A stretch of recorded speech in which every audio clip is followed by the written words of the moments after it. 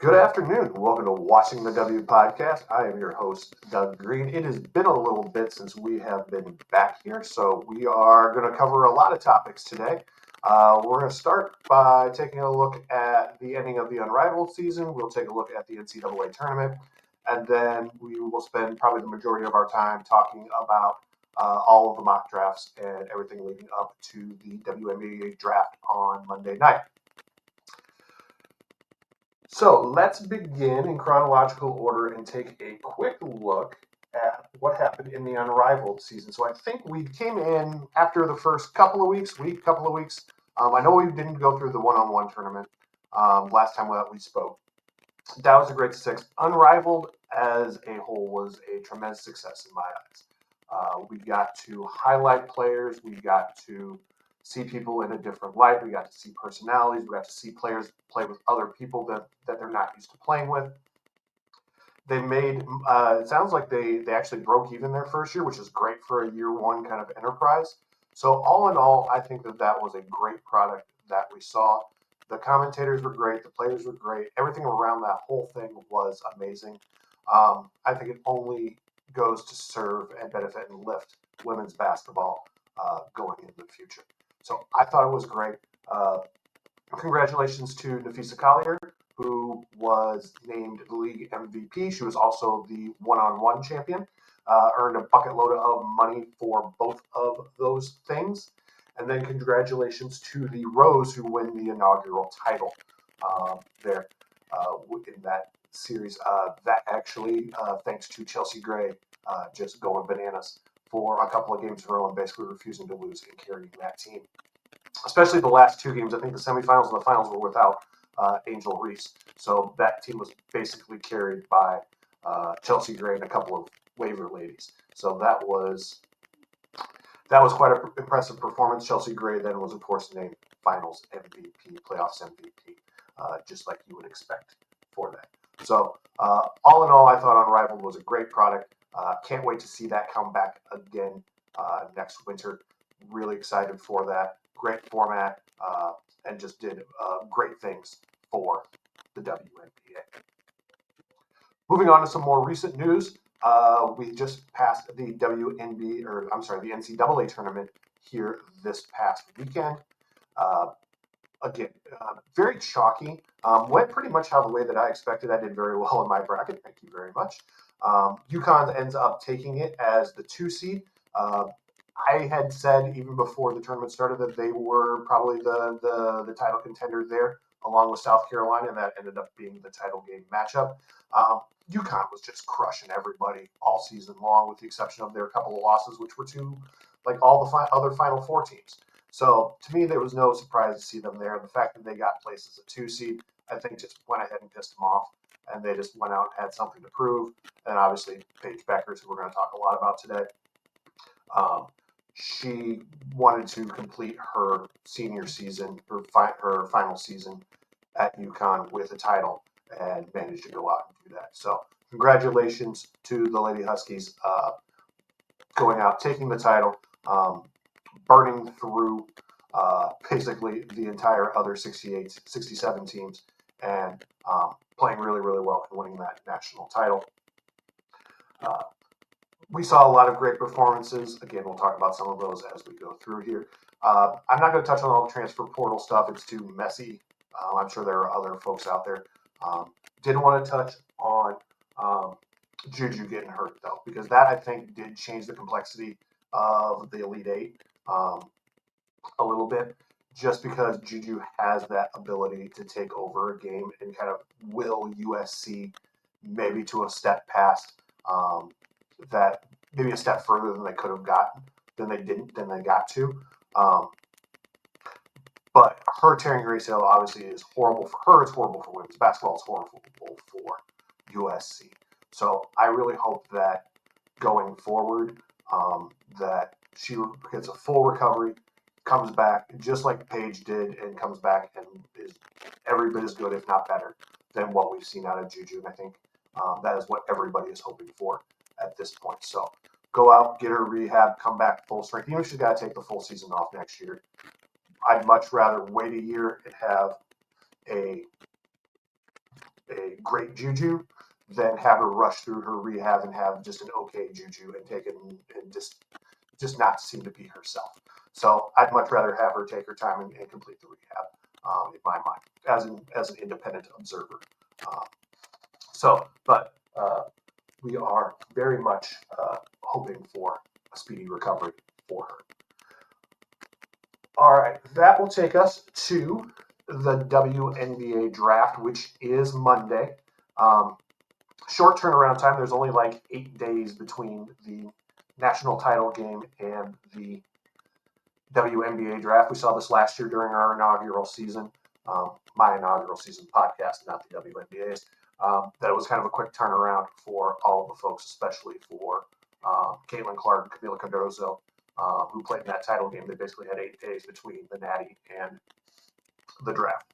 So Paige has got the same kind of situation here where she's out. She's doing media and doing interviews and all that kind of crazy stuff. So not a lot of time in there. So we're going to go over some of the popular mock drafts that I've seen. I'll give my kind of opinions on some players and some thoughts on where people land and kind of what other sites are saying throughout all this. Thankfully, this year I've got a little bit better handle on most of the names that we're going to be talking about today, at least the big names. I think last year, I didn't even know who Alyssa Keeley was. So this year, I feel a little much more confident in discussing some of these collegiate players coming into the league. So, like last year, we're going to start with the athletic mock draft. I feel like those folks are kind of the cream of the crop, so they're really kind of the best ones to kind of discuss. I really kind of like their opinions the most. I feel those are most in line with mine for the most part. Obviously, not everything I agree with, but we'll see kind of how it goes. But we've got some interesting things that we'll talk about, where certain people land, what has changed in here. Before we get started, we did want to talk about there were 2 major shakeups for this draft class. 2 players decided to stay in school, and that's Flau'jae Johnson and Olivia Miles. Flau'jae looks like she's staying at LSU, and then Olivia Miles went in the portal and she moved from Notre Dame to TCU. So we'll see how those 2 moves shake out for those ladies, but that did change the complexity of this draft a little bit. So across the board, excuse me while I take a quick drink. Across the board, Paige Bueckers is your number 1 draft pick to the Dallas Wings. There was one person on one side who was trying to say that Paige didn't want to go to Dallas and was basically throwing a big fit and trying to pull a Eli Manning and saying, I'm not going there, yada, yada, yada.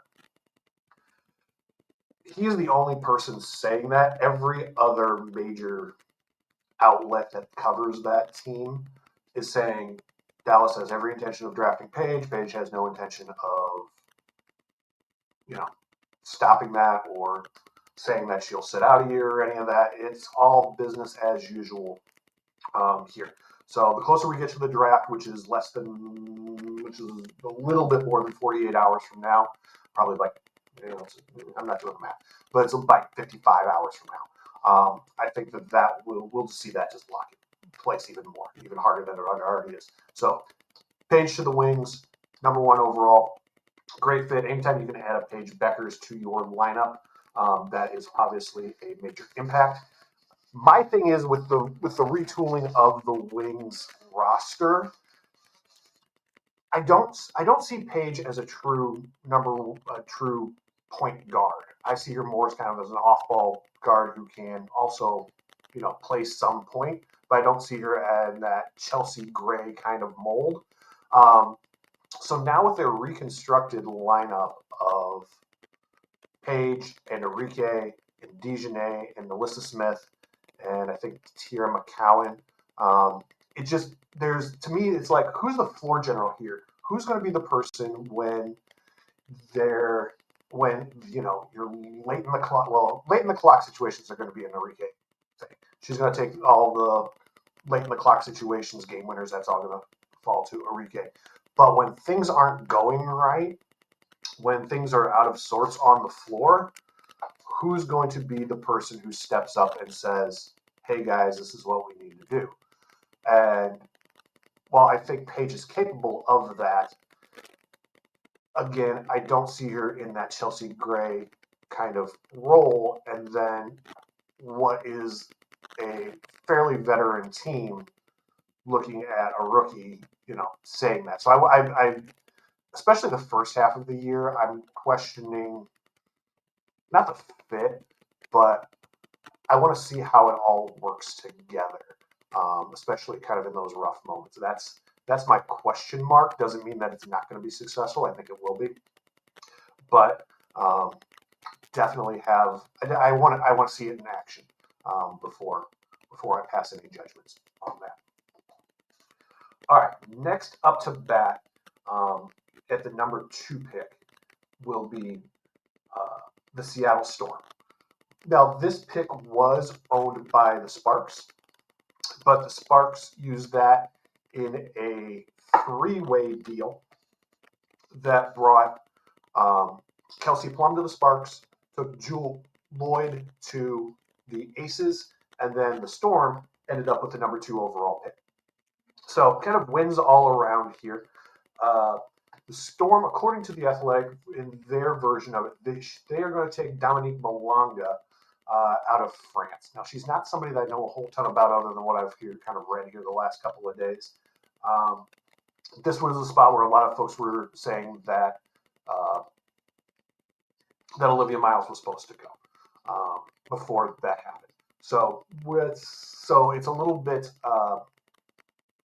dicey, especially with foreign players, just to kind of see, because you don't get a lot of eyes on them. They're not playing a college season, so not a lot of folks have seen them. But the numbers that she is showing here, 15.4 points a game, 10.3 rebounds, 1.4 blocks a game.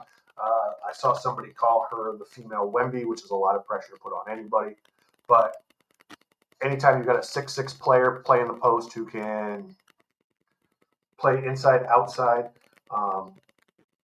and a lot of folks think that she may actually end up being the best player out of this draft, even ahead of Paige. So, again, temper expectations on those things, just based upon the fact that not a lot of folks have seen her. So I want to see her get in there, see how that all plays out up there, especially with rotations. They've already got Ezzy Megabor and Nneka Ogwumike locking down the front court there. So Dominique is probably going to come off the bench at some point. You've got to you got to find minutes for her and see how she plays in there. So we'll see kind of how that plays out. That could be a place where Seattle takes, they're in a good spot just because they've got a pretty good veteran team. Even without Jewel, they're in a pretty good spot there. So it's just a matter of piecing them together. They're in a good spot where they can take best player available, is what I'm trying to say. So I like that move there. We'll see how it all kind of shakes out. But like I said, this is what The Athletic is projecting at the 2 spot. At the 3 spot is now going to be the Washington Mystics. That pick was originally owned by the Chicago Sky. The Chicago Sky used the number 3 pick to trade for Ariel Atkins. We'll talk more about them when we get down to the Sky's other pick at 10. But they traded it to the Mystics.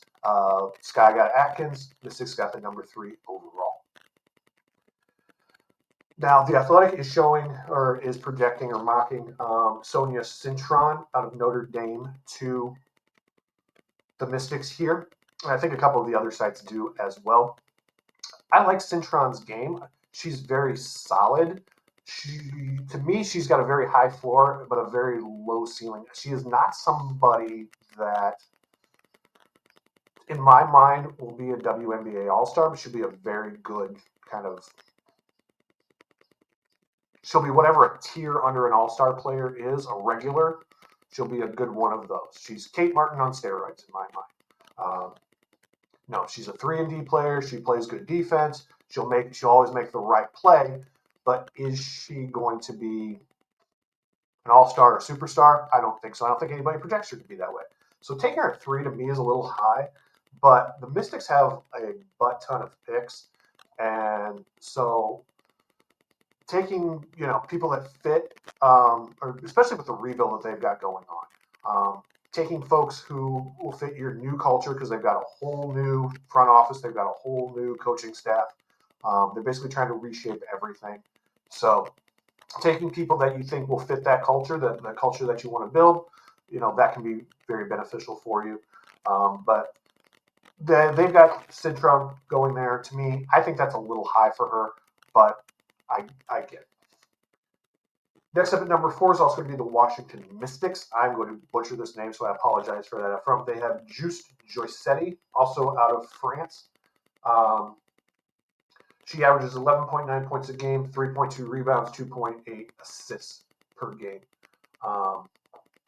19 years old, has been playing professionally since she's 14. So she's got that kind of experience under her belt playing European basketball. Obviously, the WNBA is a different brand, but you can at least kind of see it. Basically what they're hoping for is to hit on Leonie Fibic 2.0. Whether that'll happen or not, I don't know. The Athletic is calling this the more aggressive swing of the back-to-backs, saying Cintron is more of the kind of the conservative pick, and Josetti is the more aggressive pick here. Again, don't know that much about her. Again, plays in France, so don't know a ton about her. Next up at 5 is the brand new team, the Golden State Valkyries. Now, I'm still a little fuzzy as to why they don't get the number 1 overall pick, but basically it's anything. They get the first pick outside of the lottery, which ends up being number 5. Now, we did go through and talk about their roster when they had their expansion draft. I think they've got a pretty solid team to start with. They've got Tip Hayes, they've got Kate Martin, they've got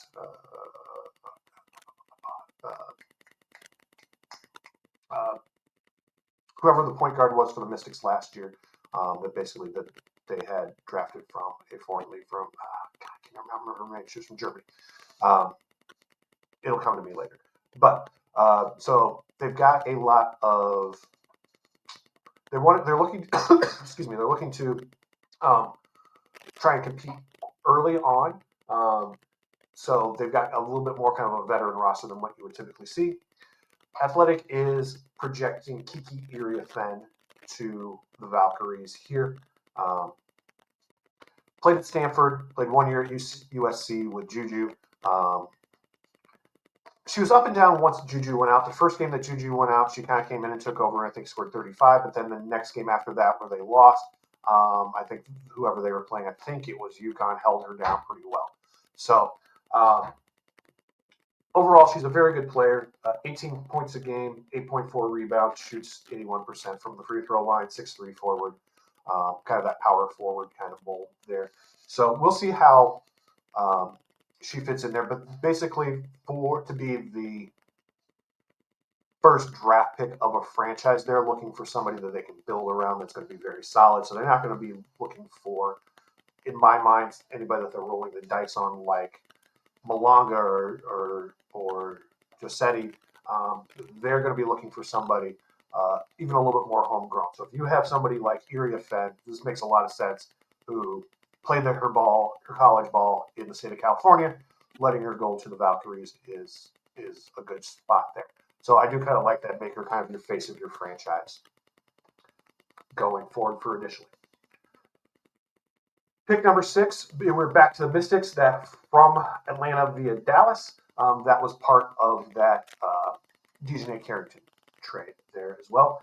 They are projecting Sanaya Rivers, 6'1" guard from NC State, 11.9 points a game, 3.8 assists, 1.6 steals, 1.3 blocks per game. So kind of a do-it-all kind of combo guard. Again, if you're just looking they basically blew up the roster. So at this point, you're basically looking for best player available, high upside. They want to see. They got a lot of darts to throw here.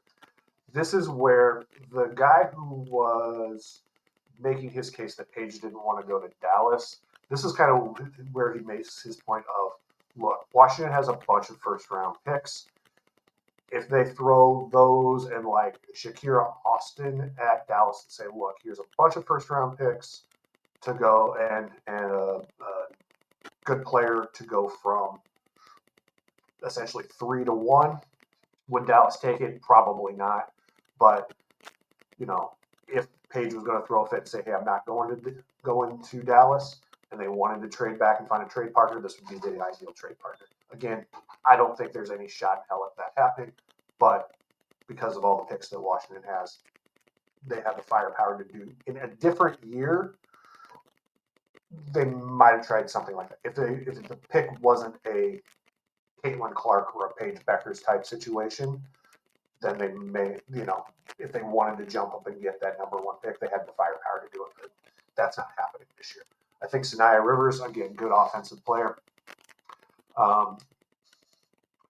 I think it's a nice fit there with them. I think you've got Cintron, you've got Giuseppe, you've got Austin, and then you've got Aaliyah Edwards. That's a good foundational core. 4 very good young players there. Now you just need a floor general to lead all those folks and have somebody a veteran. And they've got Brittany Sykes as well. So Slim can kind of lead the young pups there. Might have something brewing there, but again, depends on the coaching in the front office and how all that team comes together, especially with a bunch of new faces and putting a new whole culture together. All right, next up is number 7 is the Connecticut Sun from Phoenix via New York. I said the last pick was the DeJounte Carrington deal. I lied about this one here.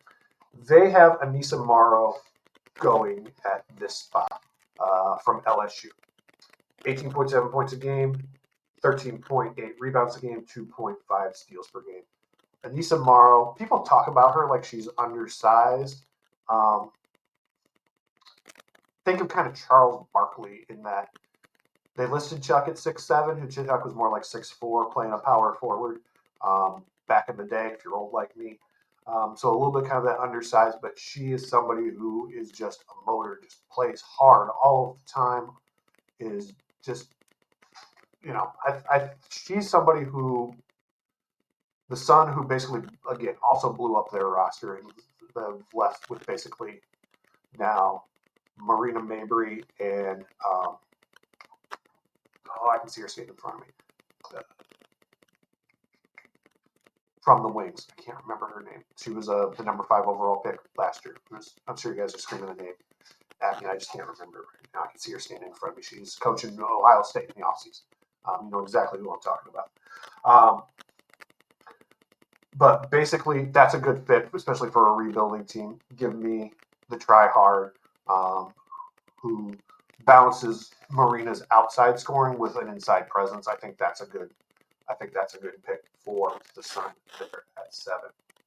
Then they also have at 8 back-to-back picks there. Cheyenne Sellers from Maryland, 14.4 points a game, 4.1 assists, almost 41% from 3. Again, kind of a little mini Mabry with that situation. So looking to get some explosive firepower outside on there on the edge. And they've got Morrow down low, who can clean up all of the misses and the rebounds for that. So I think that's a good pick for them. At 9 is going to be the Sparks. They basically had a pick swap.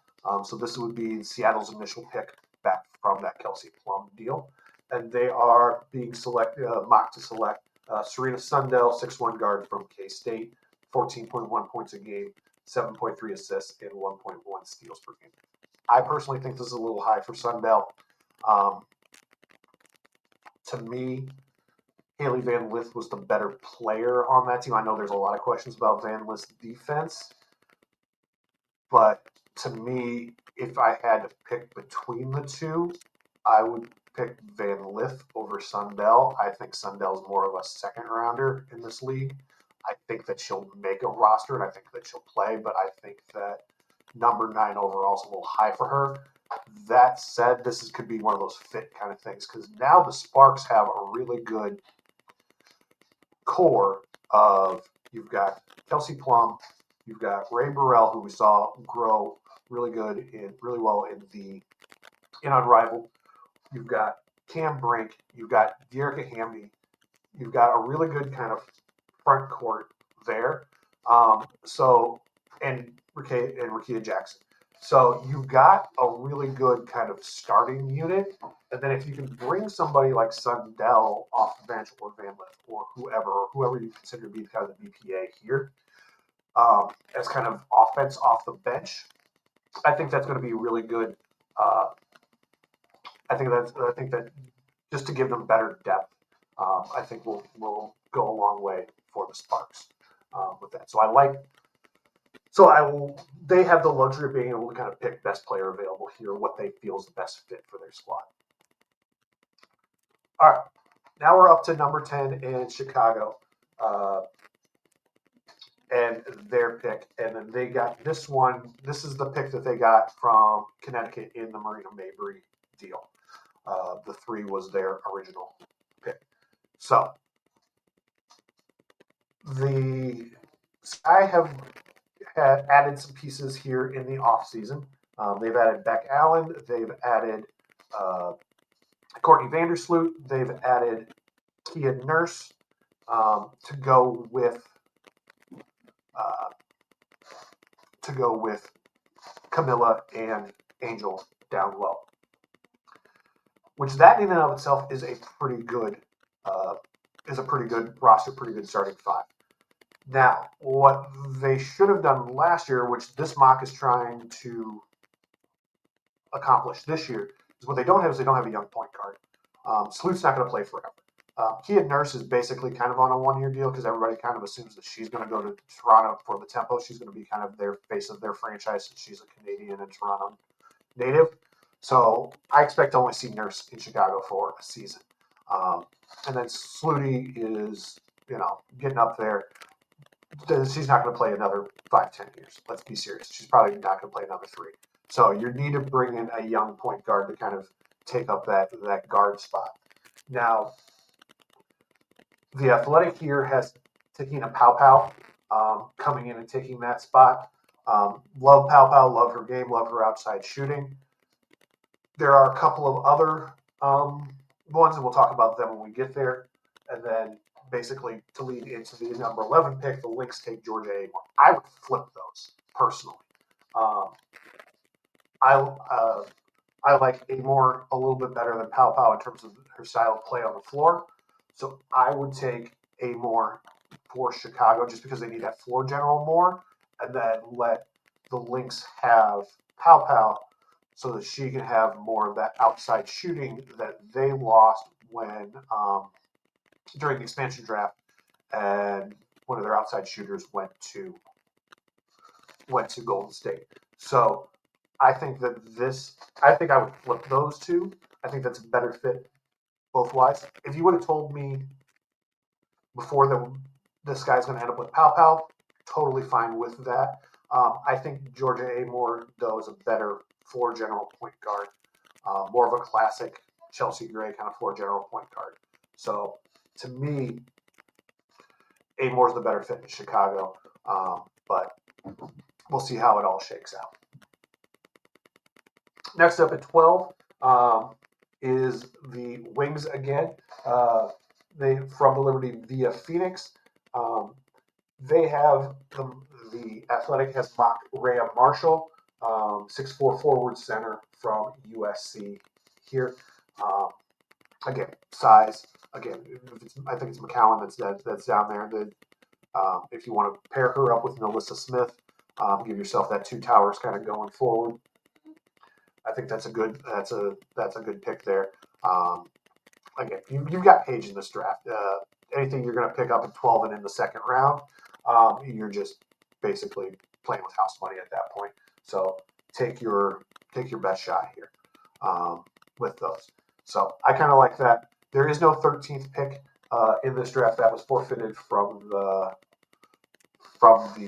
Aces, so there won't be a 13th pick in this draft. There will be 13 picks in round 2 and 3. So that is going to be, like I said, that's going to be what we saw from the Athletic. We're not going to get quite so in-depth on some of these other ones once we jump over here and look at a couple of them. But I do want to that's where I wanted to kind of start with these, because that's usually typically where I find myself. Name that you didn't hear in there, Haley Van Lith. I've seen her name all over the board. I've seen her as high as 10, 11, 12 to Chicago, Minnesota. Dallas, and I've seen her as low as the third round. So it just kind of really depends on what your thoughts on her are. I think that she's somebody who can. I think she's probably more of a high second rounder. I wouldn't have a problem with her at 12 to Dallas because she's already down at TCU. That makes a lot of sense to me. Put her in there and let her be kind of that combo guard that backs up both Paige and Enrique, and I think that that's a good mix there. But we'll see kind of how that all plays out on draft night. But let's jump over here. Let's take another look at a different draft. This is going to be the WBasketballblog.com. This is written by Anila Khan. She's W Hoops blogger on Threads. If you follow her, she does a really great job up there. She goes 3 rounds deep on here, but she doesn't have analysis, so it's basically just names. So we'll just kind of run through these real quick. What she's got. So obviously, number 1 overall, she's got Paige. Number 2, she's got Kiki Iriafen going to the Storm. Sonia Citron's locked in at 3 for the Mystics. She's got Haley Van Lith going to the Mystics at 4. So again, the Athletic didn't have her in the top 12 at all, and Anila's got her at number 4 overall. So there's a wide variety of opinions. And that's just the way that the WNBA is in terms of drafting, to be quite honest. If you pulled 10 NFL scouts for their top 100 players, 95 of those top 100 would all be the same. If you pulled 10 WNBA scouts for their top 15 players, I would say only 7 of those would be the same. Like, it's so all over the board in terms of basketball scouting. I don't know why. But it's just one of those crazy things of it's just everybody seems to be just different in terms of what they think about fits and players' abilities to play in the W. So it's really kind of different. So it's really kind of interesting to see all these different mock drafts, which is why I wanted to run through these. So 4 was Van Lith here on the W Basketball blog.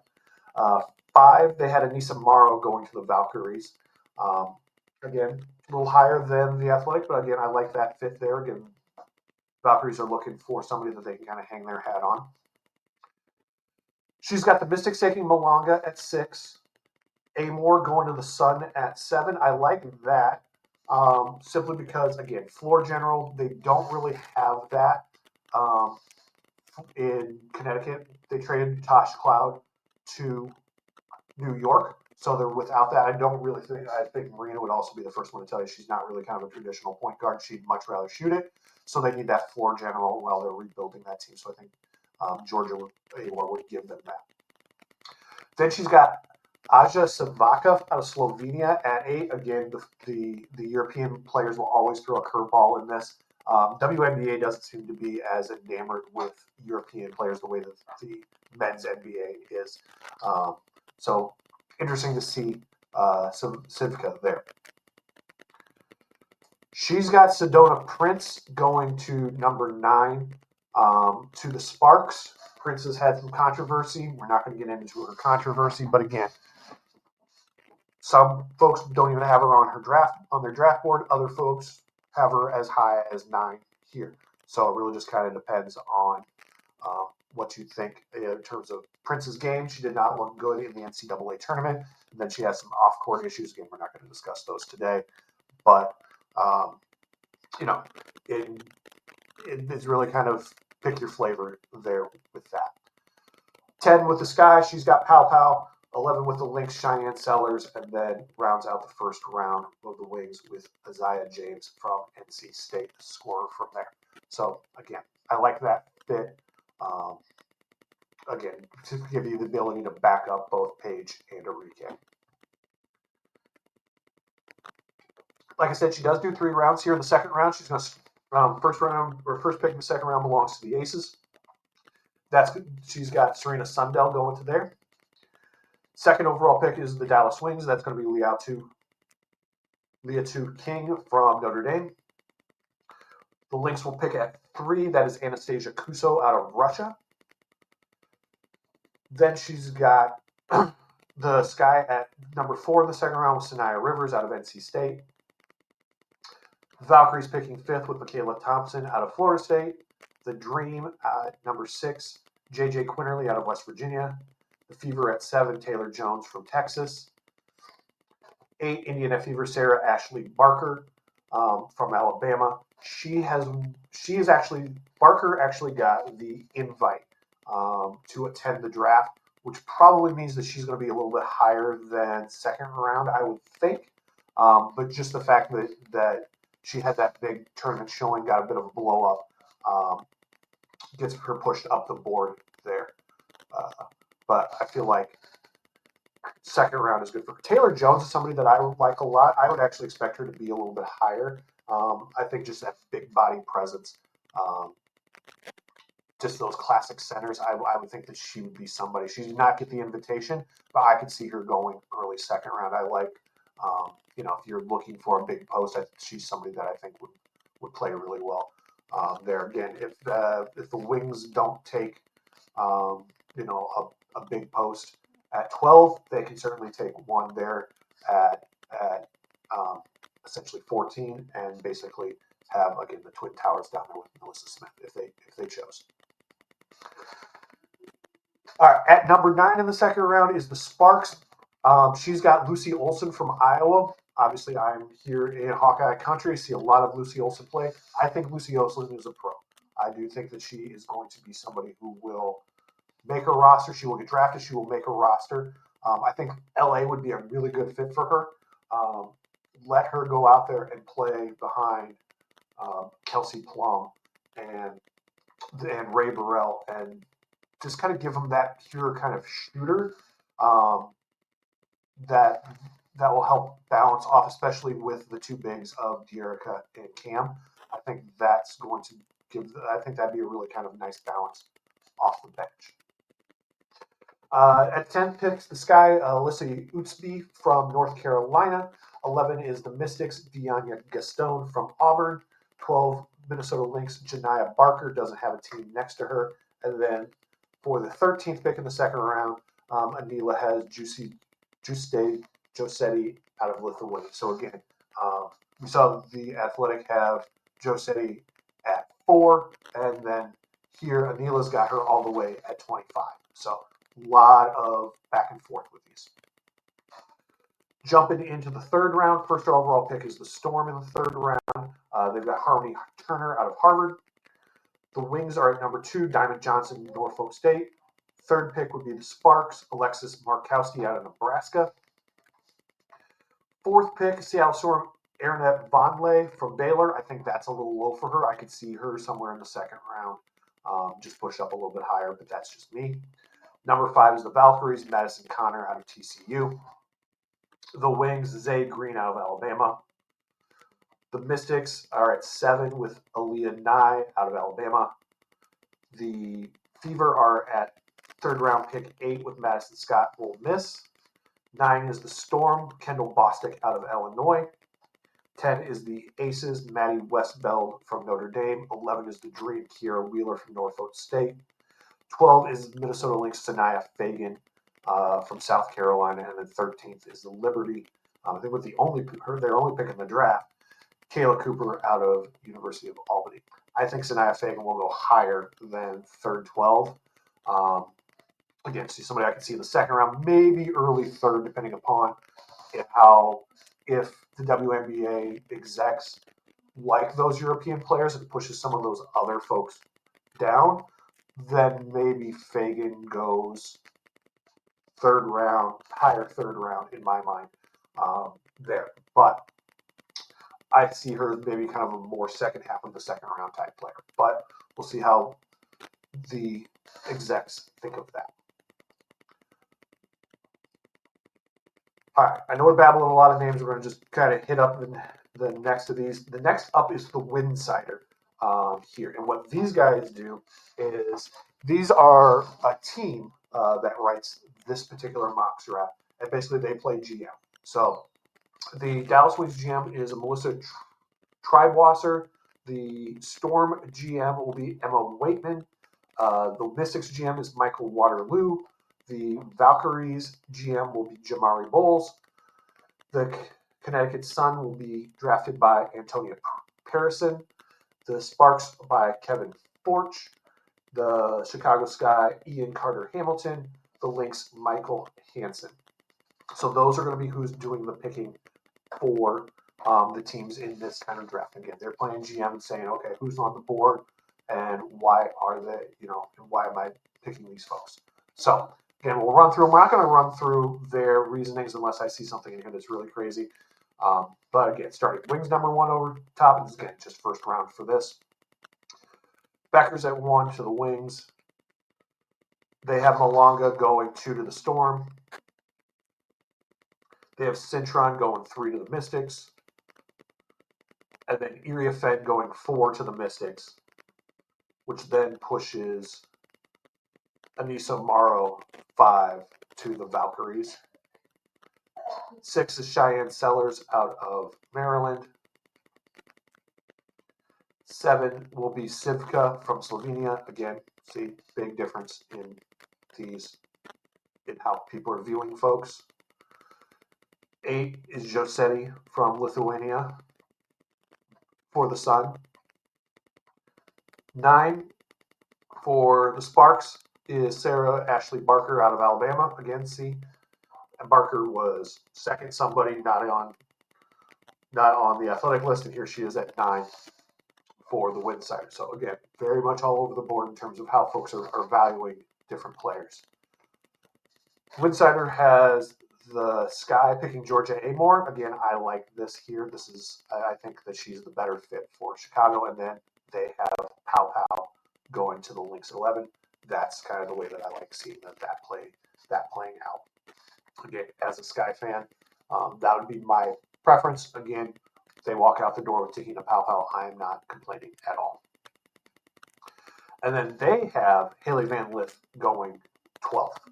Again, I would like Van Lith down in Dallas. I think that's a good place for her. Just so that, again, see backup Paige and Enrique, even playing in a 3-guard set if you wanted to.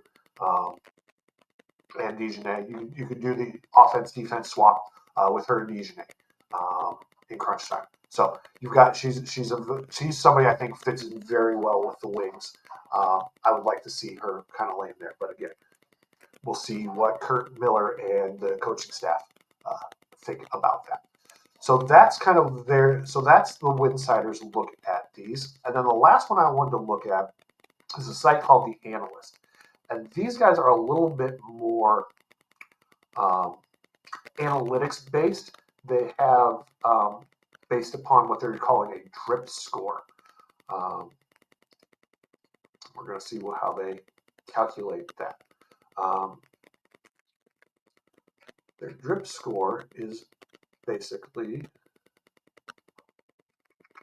I should have read this before I got on.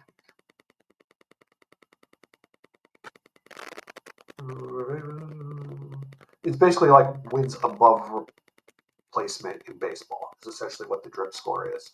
So what I'm going to do is I'm going to actually share this page because it is, so you can kind of see what their thoughts are. If you're listening on audio, I apologize, but we are going to look at kind of how they are ranking these. I'll read them off for you, but I think visually it looks a little bit easier to see it kind of here on the screen. So, to the surprise of nobody, Paige Becker still comes out on the top of their ranking. So her offensive drip she's the first. She's got her ranking is 1 on offense, 1 on defense, giving her the number 1 overall. They have 3 comps for all of these players. For Paige, it's Caitlin Clark, Sabrina Ionescu, and Odyssey Sims. If her floor is Odyssey Sims, I think they're going to be very, very happy. Obviously, you get somebody like a Caitlin or a Sabrina. Just having those kind of names, it's really kind of shows you kind of Paige's superstar power there. Their second best prospect here is going to be Anissa Morrow. They've got her 3rd in offense, 2nd in defense, gives her 2nd overall rating. Her comps are Chinea Gumake, Diamond Miller, and Aaliyah Boston. Again, if I'm walking out the door with Chinea or an Aaliyah Boston clone, I'm going to be a very happy camper. They've got Haley Van Lith at 3rd. They've got her as the 2nd overall ranked defense or offensive player, but 21st defensive. So, everybody talks about how Van Lith struggles on the defensive end. This is where you're really going to kind of see that. I should have mentioned this when we're talking about Amore. I like Amore very much as a floor general in her offensive play. The knock on Amore has been that she's only 5'6", and she may struggle against the bigger guards in the W. I say that if you can play, you can play. But we'll see how the executives view her with that. But again, this shows you Van Lith how skewed that is with that. But she ended up grading out 3rd overall. Her comps are going to be Elena Deladon, excuse me. Again, Chiney Ogumwale and Jackie Young. I think that's a fairly good comp. I think you'd say she's the Walmart version of Jackie Young. I think that's a pretty good comp for her. JJ Quinterly, somebody that I think we briefly touched on in a 3rd round on Anila's mock. 5 overall offense, 16 defense, giving her the 4th overall spot. Her comps are Daisha Fair, Alexis Peterson, and Leah Brown. Next up is Sonia Cintron. 20th overall offense, 5th on defense, gives her 5th overall.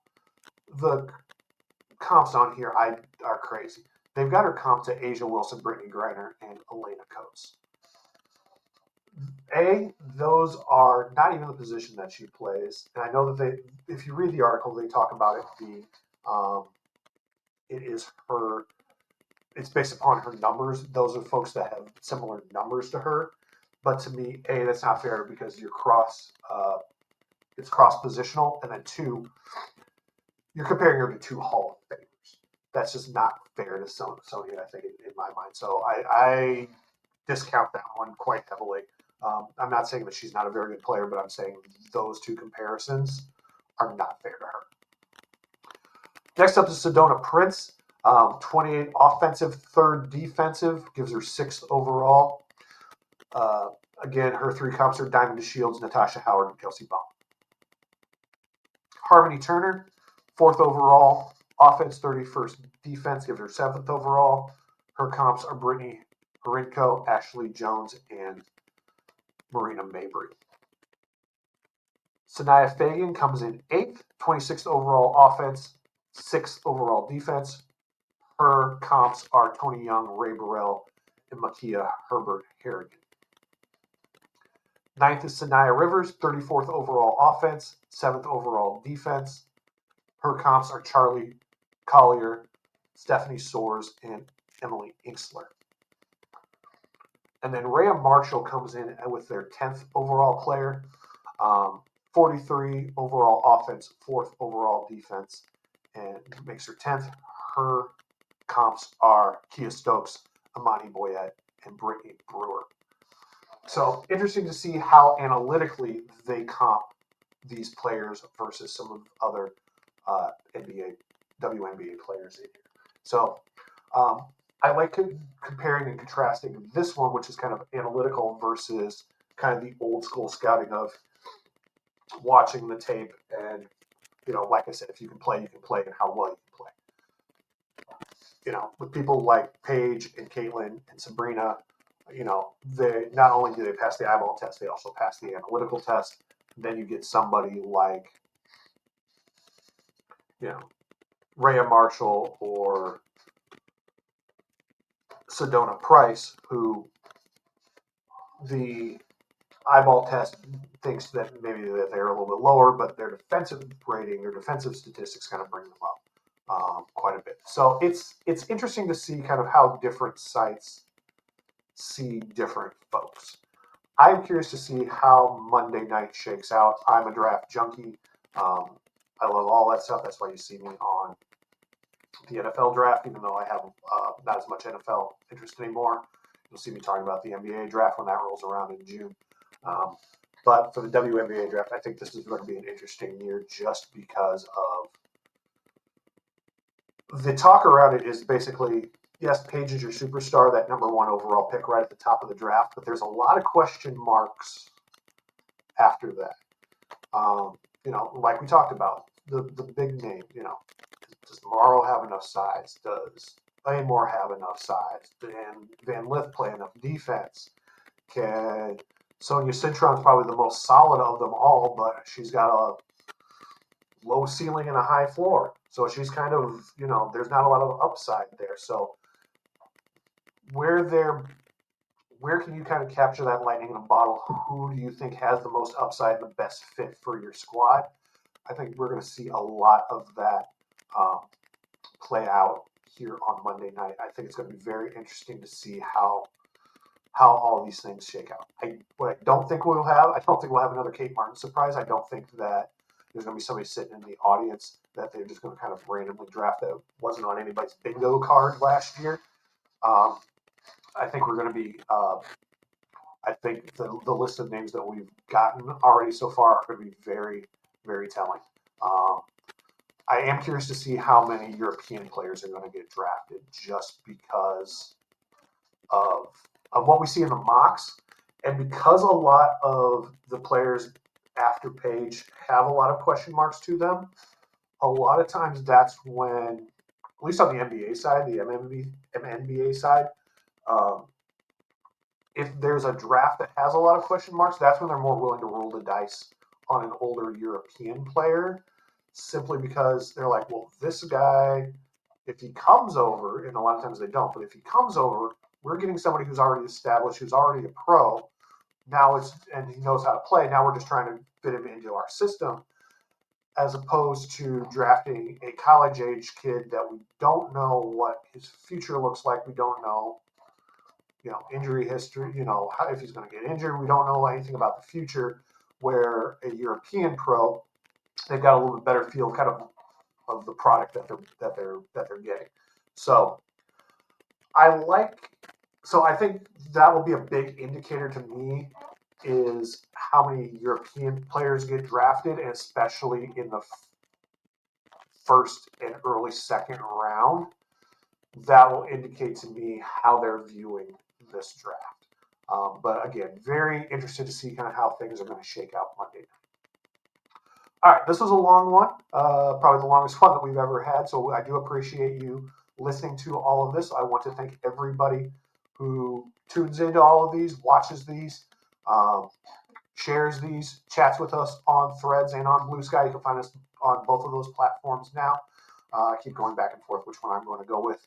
For right now, we're just kind of going with both, just to kind of shake out and see kind of how things are going to go.